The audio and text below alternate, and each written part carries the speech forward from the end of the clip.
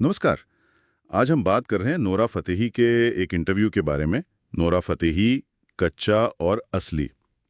हमारे पास इसका ट्रांसक्रिप्ट है और हम कोशिश करेंगे उनकी बातों से पर्दे के पीछे की शख्सियत को समझने की। बिल्कुल, क्योंकि जो हम देखते हैं वो अक्सर पूरी कहानी नहीं होती। सेलिब्रिटी इंटरव्यूज से उनकी असल सोच, उनके स्ट्रगल्स का अंदाजा लगता है। हाँ, और सबसे पहली बात जो दिमाग में आती है नोरा को लेकर, वो आम धारणा कि सब कुछ आसानी से मिल गया।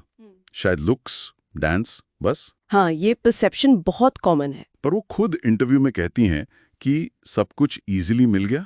नो, साफ इनकार। वो बताती हैं कि हर वायरल चीज के पीछे ब्लड, स्वेट एंड टीयर्स हैं और उन्होंने सच में हसल्ड, रियल हार्ड किया है।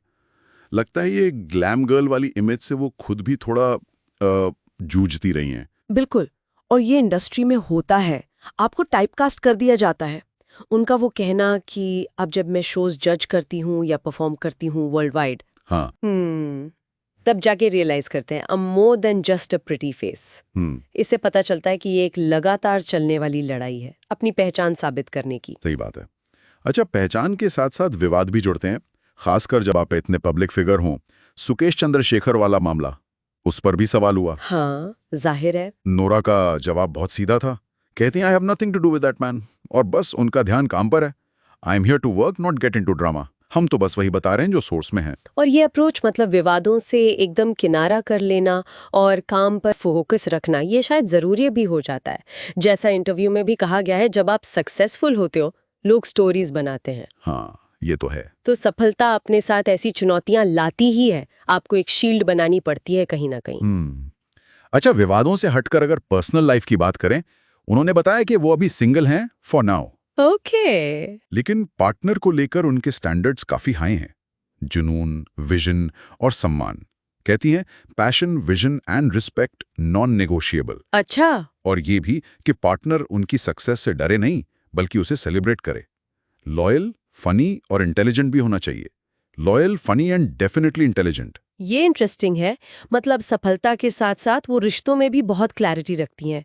ये जो बात है कि पार्टनर उनकी सफलता को सेलिब्रेट्स इट विथ मी, ये बहुत अहम है।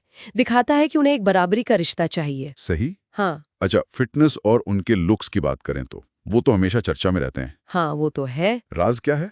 वो कहती हैं डेडिकेशन। मतलब रोज ट्रेनिंग, क्लीन ईटिंग, मेडिटेशन।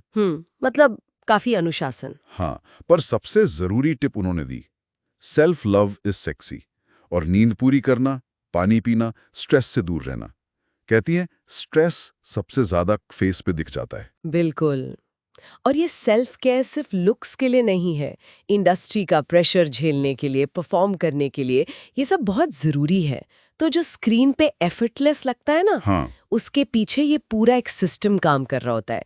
ये सेल्फ लव वाली बात शायद उनके रेजिलियंस का सीक्रेट है। और करियर में भी वो आगे बढ़ रही हैं। डांस तो है ही, पर अब एक्टिंग भी।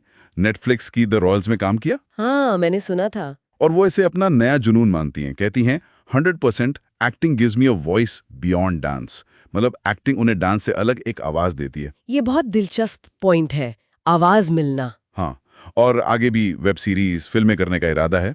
उनसे पूछा गया कि अगर फेम चला जाए तो कहती हैं वो खुद को सर्वाइवर और a girl who never give up के तौर पे देखेंगी।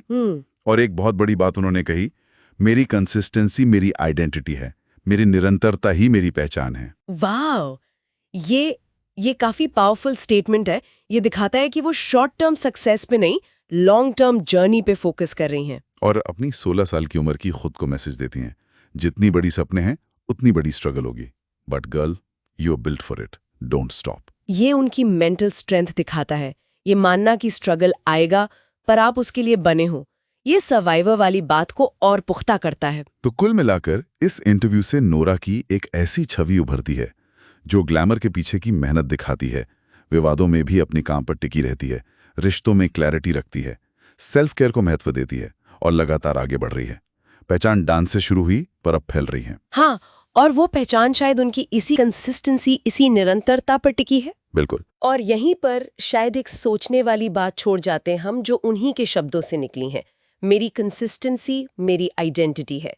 क्या किसी भी फील्ड में कामयाबी का असली मतलब कुछ बड़े मोमेंट्स हासिल करना है, या फिर लगातार बिना रुके चलते रहना, जो आखिर में आपकी पहचान बन जाता है। शायद इस पर सोचना चाहिए।